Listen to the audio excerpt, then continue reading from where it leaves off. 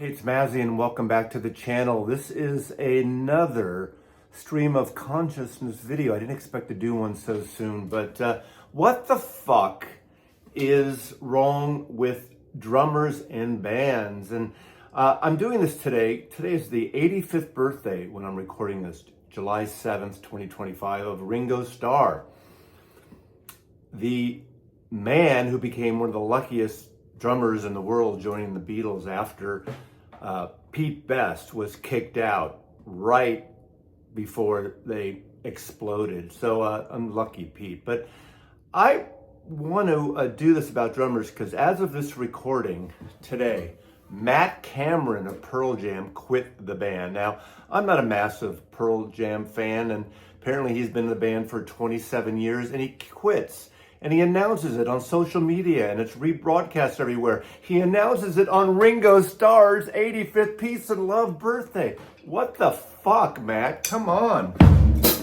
Now, I am not a drummer. I did take drum lessons for a year in 1966 when I was 11, 12 years old. And the story goes, I had a drum lesson the night of the final Beatles concert at Candlestick Park. And my mother said, you have a drum lesson tonight, you can go next year. You know what happened?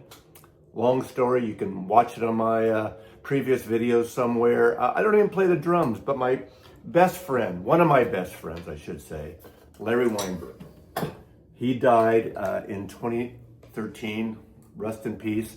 We were both drummers when we met. We were both playing the drums in the junior high school orchestra. I ended up playing timpani and he played drums, and I was his best man at his first wedding. This is his first wedding.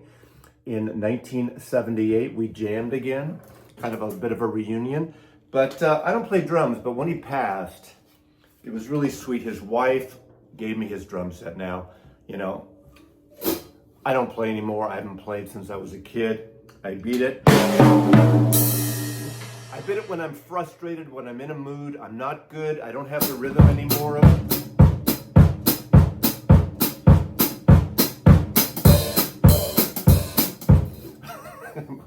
But how many drummers actually do you know that really can play drums?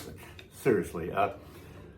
But these days, coming down here and just beating the things to submission is part of where we are right now, especially in America, in the world, but in America. But I want to do a little bit of a drum rant right now, or a drum, like, what's with drummers? Now, this weekend I went to see the remastered 41st anniversary edition of Spinal Tap, and if you haven't seen Spinal Tap, you owe yourself it. Now, it looked exactly the same, but seeing it in an audience again after 41 years. I did see it in the theater when it came out, and of course all the drummers they go through, exploding drummers, dying drummers.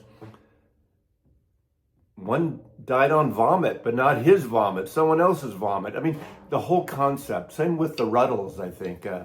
And the Ruddles is the first mockumentary before Spinal Tap. But I digress. But the whole thing with drummers, I mean, look back, Pete Best. Okay, Pete Best. I knew a guy, I dated a woman back in early 1980s, and her ex-boyfriend was a drummer who was in a band called Romeo Void out of San Francisco. And right before they recorded their first album, they kicked him out of the band. I mean, drummers seem to be expendable. Okay, Zach Starkey. What the fuck is happening with Zach Starkey and The Who? In The Who, out of The Who, in The Who. He used to be an Oasis, son of Ringo Starr. We're back full circle to Ringo on this day of Ringo's 85th birthday. So, I mean, you could go down the line. Drummers seem to be dispensable. Now, I am all in on a good drummer. I was born the same date, not the same year as Keith Moon. Keith Moon and I share a birthday on August 23rd. I did see Keith Moon at that infamous, was it 1973 Cow Palace show with The Who, where Keith Moon keeled over twice. Jet lag, right?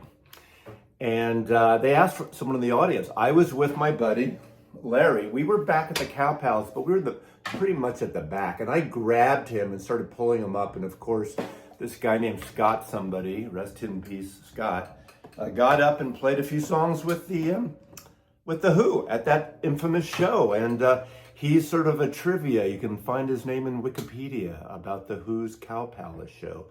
Think of all the drummers that just explode and unfortunately die or get kicked out of bands. John Bonham, the reason Led Zeppelin ended their entire career. Now, some groups survive. Obviously, the Who, basically they're only half the Who now, and they've survived without their bass player, without their drummer for many decades. Kenny Jones from the Small Faces and the Faces was a drummer there, and they've gone through several drummers over the year. Oasis had Zach for a while. Now, I don't even know who's playing with them. Is it Lenny Waronker? Lenny Waronker's son, who's the producer's son, Waronker. I don't know all of the drummers here, you know. I took lessons again for a year. I learned my 13 rudiments, triplets. I can't even do it now.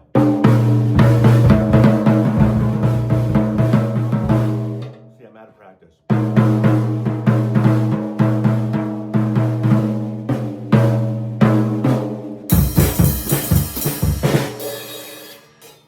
I can't play anymore. And I'm not even pretending I can play drums. But again, it's great to have the drum set here, because if I have friends who play drums, I can play my mediocre guitar playing and we can jam, and it's fun having it here. And this is a small 18-inch Gretsch set. That was the set Larry had in his condo for many years. He had pads, those softening pads, because he couldn't play very loud. But when we were kids, he had the Ringo Starr Ludwig set, but his was blue sparkle, not that pearl, that black and gray or black and white, whatever pearl Ringo had, but it was the great full 24-inch drum set, Ludwig set. And so, you know, I have an affinity for drummers, but what the fuck, Scott, quitting Pearl Jam, taking it was a Scott, I don't even remember his name now, Cameron, right, from Pearl Jam, taking the thunder away from Peace and Love, Ringo's 85th birthday. Now think of other drummers. Let's see drummers we like. Obviously there's the famous jazz drummers. I was fortunate enough to have met a bunch of times Tony Williams, the great jazz drummer. I saw him perform. I was at photo shoots with him. You know, he died way too young, just about coming out of a hospital after a gallbladder operation, and he had a heart attack in the hospital. Some nefarious medical things happened there, unfortunately. And what a great drummer. The youngest drummer, 17, I think, when he joined Miles Davis and Ron Carter and Wayne Shorter and that band. Oh God, what a band! The quintet, that second quintet of Miles Davis, incredible stuff. And Tony was a gentleman, a great drummer, and I feel very fortunate to have met him. I mean, rock and roll drummers, I mean, they're a dime a dozen, right? But anyway, I think that's it. I was going to go on and pontificate about drummers, and I even can't think of all the drummers. Look at the Grateful Dead had 2 drummers, and Mickey Hart basically was out of the band for a while because his father absconded, is that right, the word?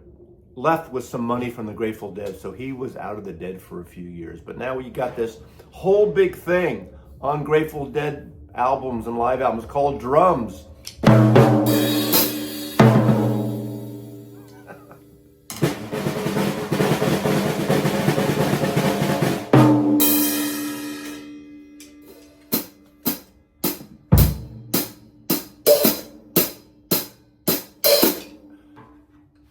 I amuse myself. You know, hitting a drum set is so great. It brings out that angst. I don't do yoga. I don't do a treadmill thing, but coming down and banging this, I should have stayed with it at least to get the rhythm thing going. And I'm terrible at it.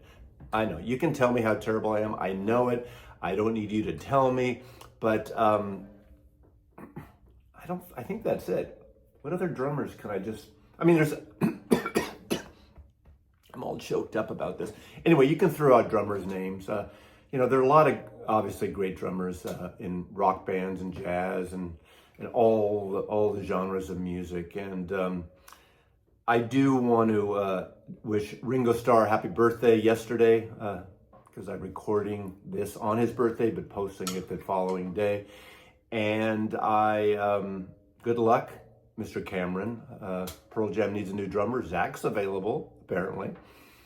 And I think that's it for now. So thanks for watching the channel as usual. Like and subscribe and all that stuff. And